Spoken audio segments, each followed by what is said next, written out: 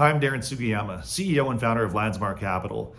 In this webinar, I'm going to talk about some of the biggest mistakes that advisors make when it comes to collateral in premium finance life insurance.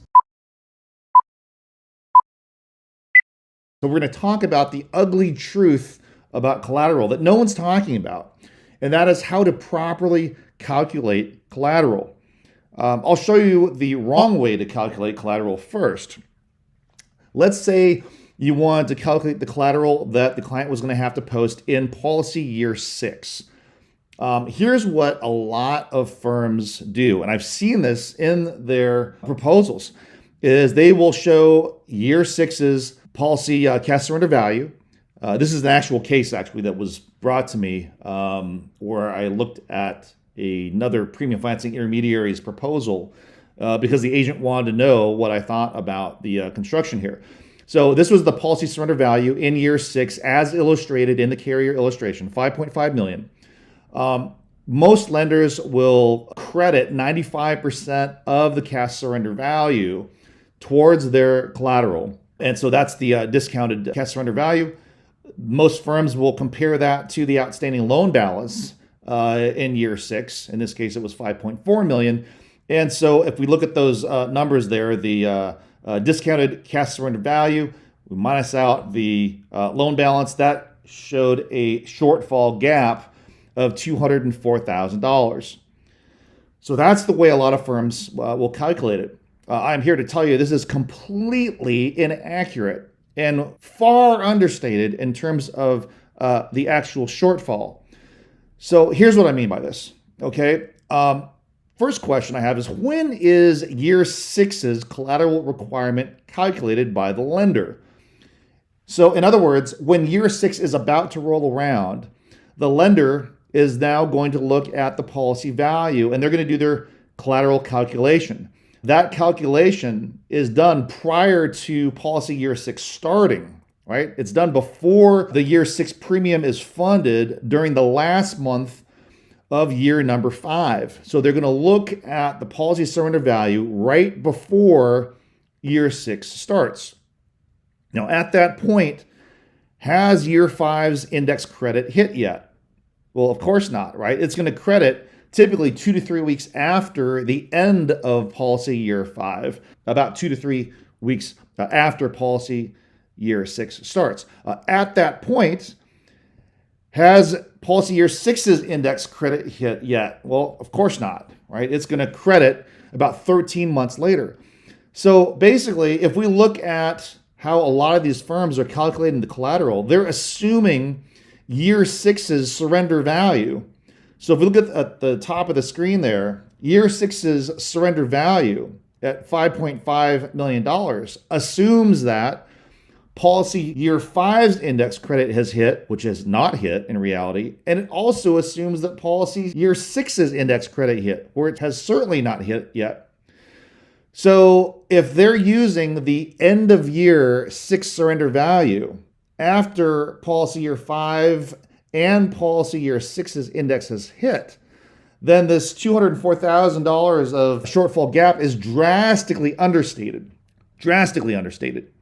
So here's how it actually should be calculated. Okay, this is the proper collateral calculation for policy year 6.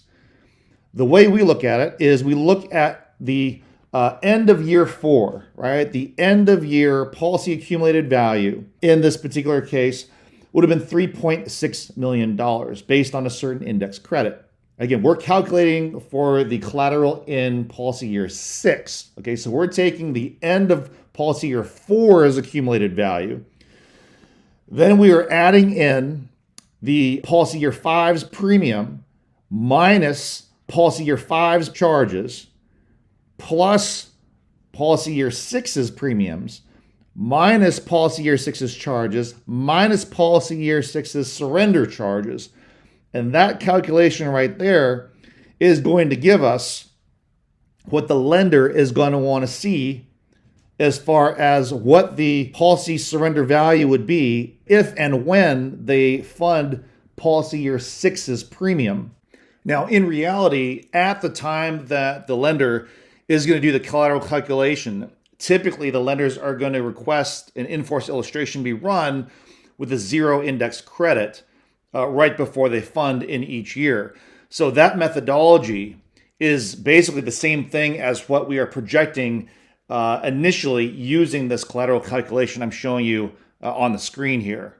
Okay, so the minute that the bank funds year six's premium, remember, the end of policy year five's index credit has not hit yet, nor has the end of policy year six's index credit hit yet.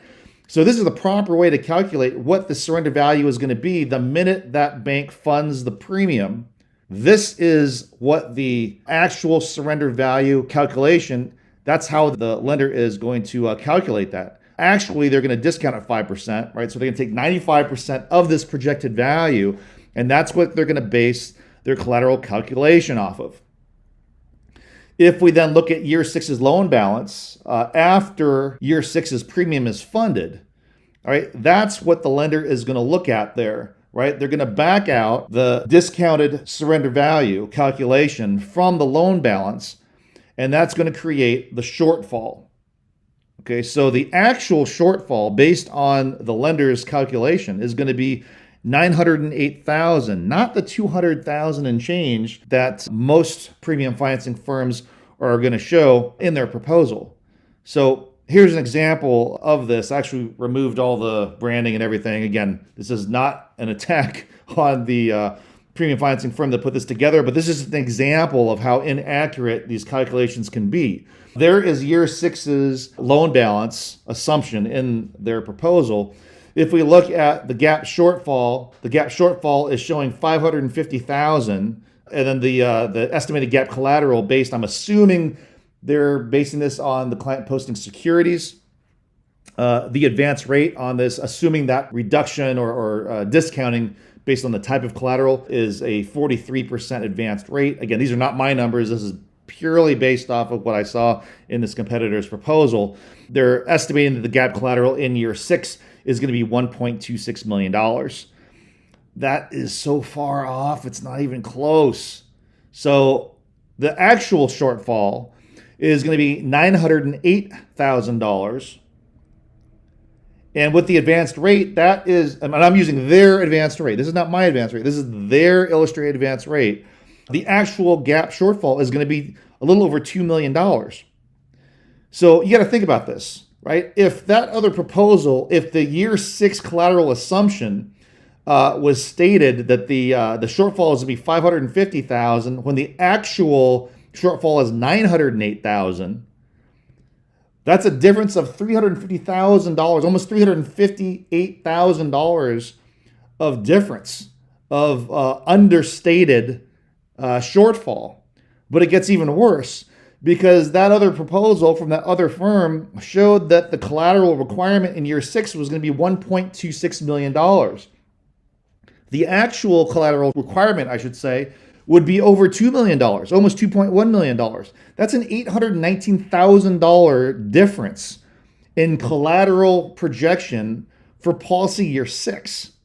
So the question I have for you as the advisor, how would you feel if you had to tell your client they have to post $819,000 more collateral than what your original illustration showed? That is a very, very tough conversation to have. So when you're going to do any sort of premium financing projection with a client, you have to make sure that the so-called premium financing expert that you're working with, that's putting together the premium finance proposition, actually knows how to properly calculate the collateral. A lot of times, this whole thing about, well, we want to show the minimum collateral that we possibly can so it'll look better because it's easier to sell. I'm telling you right now, that mindset, that philosophy is what's going to get you in trouble when it comes to premium financing. So many of these firms understate the amount of collateral that the client is going to actually have to post. In a LionSmart Capital report, we not only show what the projected collateral requirement is going to be, assuming that the policy receives the index credit that's illustrated in the carrier illustration, we also show what that collateral expectation would be during the worst 40-year period out of 121 different 40-year historical periods that our software analyzes. Because we want to show the client, look, there could be a range of potential collateral requirement that you may have to post.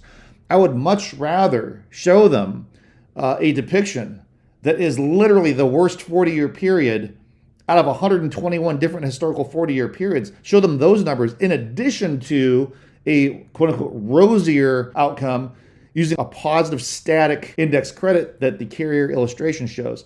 So we're always going to show client, again, truthful mathematical outcomes in various arrangements. Again, I like the worst 40-year period. I think it's a really responsible thing to show a client. Again, Landsmark Capital is the only premium financing intermediary that has software that can actually model that type of back-tested performance, actual performance, historical performance. So I hope you enjoyed this webinar. For more information, you can visit us at our website at lionsmarkcapital.com.